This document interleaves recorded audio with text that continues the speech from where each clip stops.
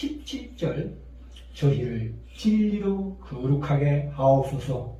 아버지의 말씀은 진리니이다. 또 저희를 위하여 내가 나를 거룩하게 하오니 이는 저희도 진리로 거룩함을 얻게 하려 함입니다. 거룩하게 하다는 것은 영혼이 튼튼하고 견고해서 그 발바닥으로 인생의 그 가시밭길을 하면 그 가시가 부러질 정도로 견고하고 튼튼하다 이런 뜻입니다.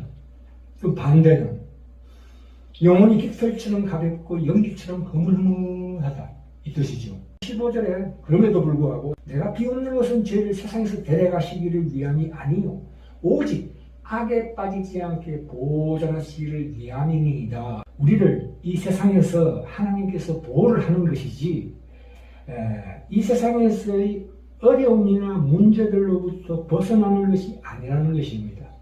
욥 같은 경우에요. 욥의 신앙이 하나님이 인정하실 만한 수준이었으나 욥에게 닥쳐오는 재난에는 그의 신앙도 힘을 쓰지 못한다는 것입니다. 인간에게 다가오는 재앙과 고난은 일정한 법칙이 없습니다. 인과응보 아닌 그 원인을 모르는 알 수 없는 재앙들이 더 많습니다. 사실 우리의 운명은 실제로 영원 전부터 하나님 나라에서부터 결정되고 좌우됩니다. 시편이나 잠언에 보시면 이 불공평하고 부조리한 인간의 현실을 꿰뚫고 있습니다. 욥이 만약에 이 시험에서 패배하면 그것은 바로 하나님의 패배로 직결되는 것입니다. 하나님은 욥과 자기 자신을 하나의 고리로 엮어버립니다. 이 욥의 믿음이 중요한 이유는 욥이 패배한다면 하나님의 패배로 이어지기 때문입니다.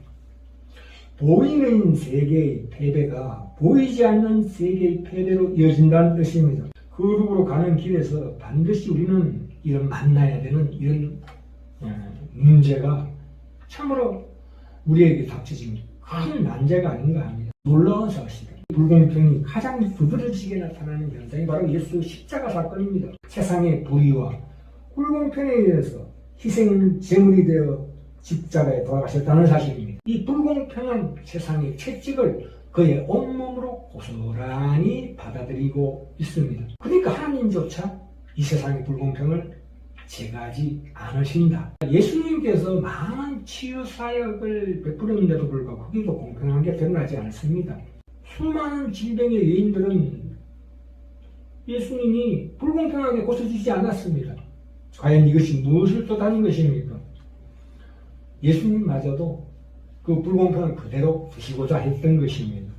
그러니까 이 불공평, 부조리한 것이야말로 하나님이 이 세상을 다스리시는 하나님의 섭리이다. 하나님의 통치의 전략이다 이렇게 보시면 됩니다. 하나님의 통치를 이해하지 못하는 것은 당연하다.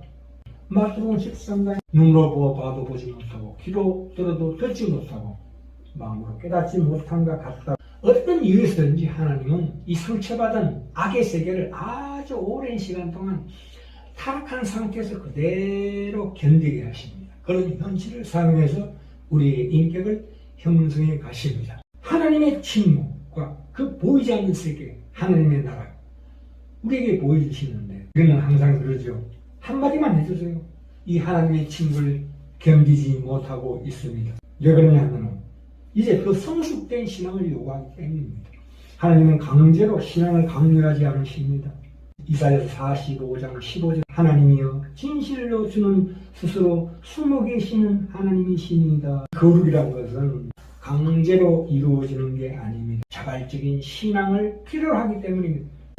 이 신앙이라는 것은 사랑과 자유의 문제이기 때문입니다. 하나님이 조금이라도 자기 모습을 드러내는 순간에 그 엄청난 강제력으로 말미암아 자유가 상실이 됩니다. 하나님께서 숨어 계시는 그 환경에서만 그 진가를 드러내는 그 거룩에 대한 갈망을 가지시고 이 땅에 어떠한 고난과 시련의 가시밭길이 있다 할지라도 그 튼튼해지는 영혼의 발바닥으로 그 가시를 부러뜨릴 수 있는 그러한 강한 믿음을 가지시길